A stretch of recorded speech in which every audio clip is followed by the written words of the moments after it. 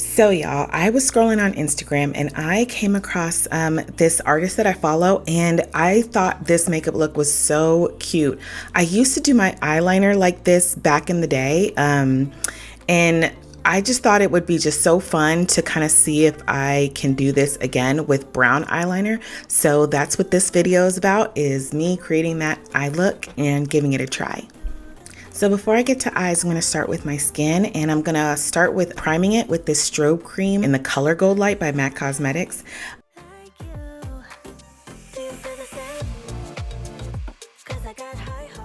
Now I'm going to go ahead and color correct those areas that just need a little extra help and won't be covered by themselves with concealer. This burnt orange will just kind of help to neutralize the area before actually covering it. So it just gives the concealer an extra boost to do the job that concealer can't do on its own.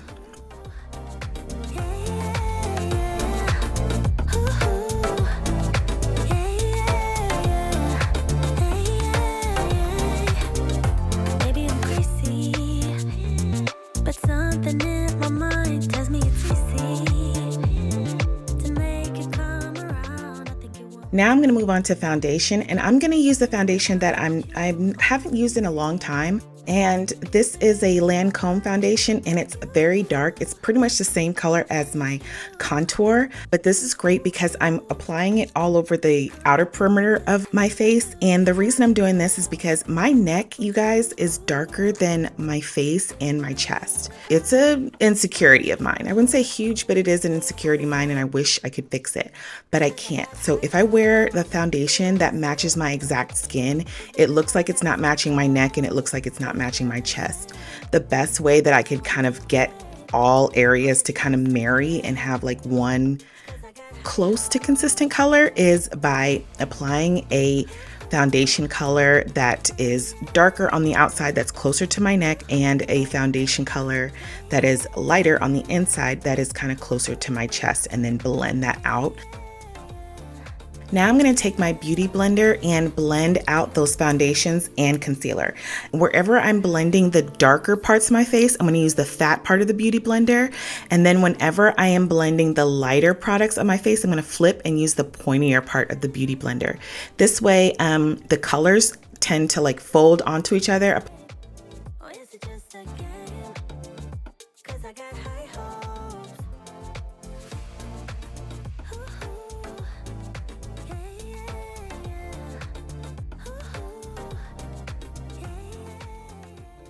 Right here, you'll notice that, like, I don't know what it was about my beauty blender, you guys. If you guys have this issue, please let me know in the comments. I mean, you know, just how to help it.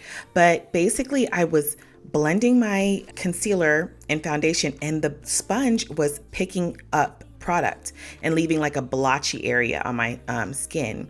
You can't really see it as obvious on the camera, but in person, it was very, very obvious. It was like, I tried to put a still right here. I tried to show you that it's really blotchy. So I tried to just apply more concealer on top of it. And it was kind of fixing the problem, but it still had that issue. It was literally like picking up patches. Can you guys see that on my cheek? It was really bad in person. And if somebody was standing in front of me, they would just really notice it. It would almost, you know, like stare at it type of thing. That's how kind of just pronounced it was. So I just tried to go with a light tap, but it wasn't really helping. I tried to apply more product. I applied too much product because by, I don't know, 2 o'clock on this day, I just felt like I had so much makeup on my face, and I hate that feeling. So I tried to do the best that I can, but look at that. See how it's picking it up? So I switched my sponge at this point, and I'm like, okay, let's just go back to Old Faithful. Let's go back to the fingers, y'all. Let's just go back to the fingers and blend and just tap, tap, tap, tap, tap as many times as possible.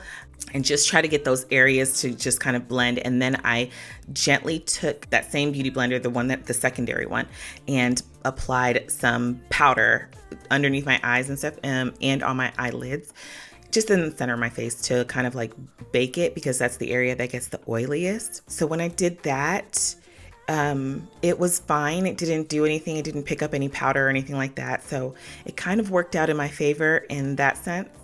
And then I'm going to use the same exact beauty blender, and I'm going to flip it around. I'm sorry, this is a beauty sponge by Mary Kay, and I'm going to apply the powder that actually matches my skin on the outer portion of my face. Is it just a game? 'Cause I got high hopes.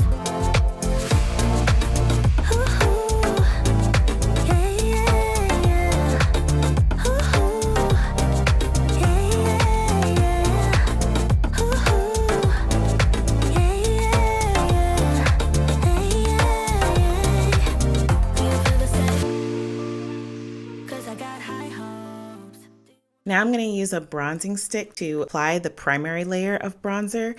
I do this because I'm going to use a cream bronzer and a powder bronzer.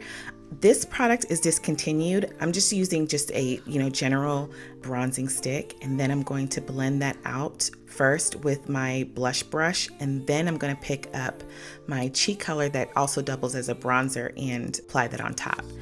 Oh, I forgot to mention, okay, y'all, I was wearing a scarf in the video. I never usually do that, but I was doing it because I needed to like lay down my edges, and I just put gel in my hair and I had to wait for it to dry.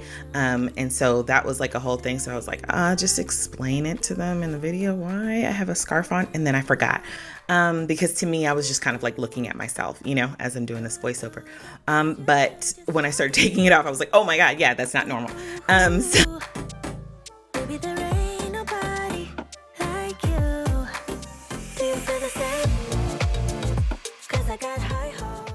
Then wouldn't you know, my camera died. I had to wait for a minute for it to turn back on, and I thought that I hit record, and I totally didn't get applying my brows. So that part I missed, and that was why I was making that face.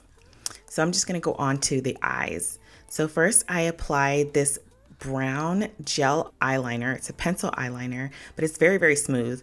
So I apply some underneath along my bottom lash line, and then kind of pull it up to my top lash line, and just do a regular eyeline. And then I like extend that eyeline just a little bit, not far enough that it's, it's going to be a cat eye or anything, but just angled up just a little past where I would normally place my eyeline. And then looking straight into the mirror, I kind of map out and carve my crease line with the pencil. And it's kind of like I'm just kind of following what's already there.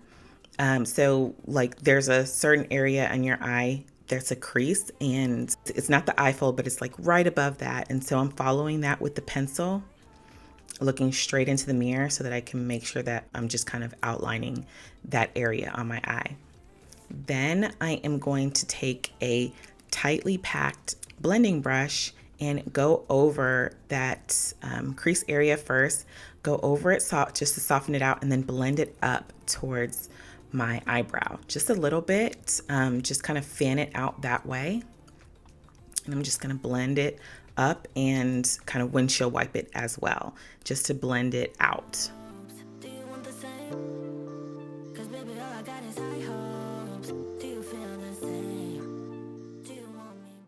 Then I went over the regular eyeline with that same brush just to blend everything out. So I'm going to do this on my bottom eyeline as well. So first I'm just kind of softening out this eyeline, kind of turning the eyeliner into an eyeshadow.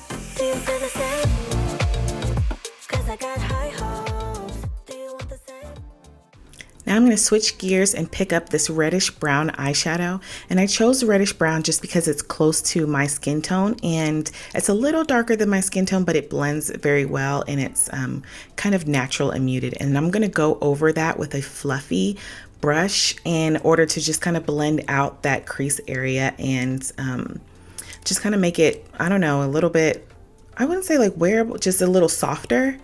And I like that it gives kind of a, the eyeliner first gives more of like a defined crease, and then the softness of the eyeshadow just kind of helps it to diffuse. It's almost like the eyeliner gives definition but doesn't give drama. Then I reapplied the eyeliner to the top and bottom of my eye just to kind of add some more definition to my eyelid. And then I applied some mascara.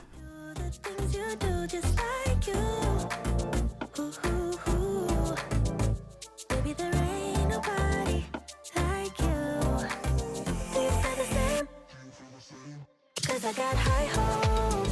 Do you want the same? 'Cause baby, all I got is high hopes. Do you feel the same? After that, I applied some cheek tint because I wanted a kind of almost barely there lip color. And so I'm going to tint my lips first. Then I used an eyeshadow as a blush, this coral eyeshadow blush. And y'all, please forgive me. I was using what I had just on me to kind of make up this look. The palette that I'm using is discontinued.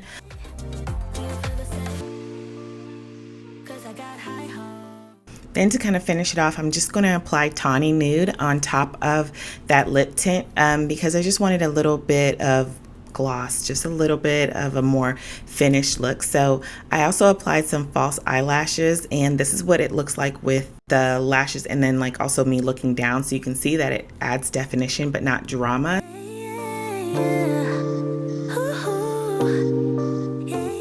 Okay, y'all, I thought I was done, and one of my pet peeves really bothered me. So in the inner corner of my eye, it just kind of looks like it's unfinished, like it was just like lash band, and it kind of, I don't know, makes it look a little bit unnatural for me, and I like it when there's just one even line. So what I'm going to do is just kind of push my natural lashes up into the false lashes because I want it to look as natural as possible, just like I have naturally long lashes, but I don't, they're false. So now I'm going to take an eyeliner pen, and I'm just going to create the thinnest line possible from my tear duct all the way to the lash band. And this will just kind of create a more continuous and natural eyeline, and not like my lashes are just suddenly growing out of my eyelid very long and thick. So I like the graduation. So you can see kind of there how you can't see the inner corner as obvious. And so that detail I added afterwards, and then the face was done. It was really fun playing with this. Okay, bye.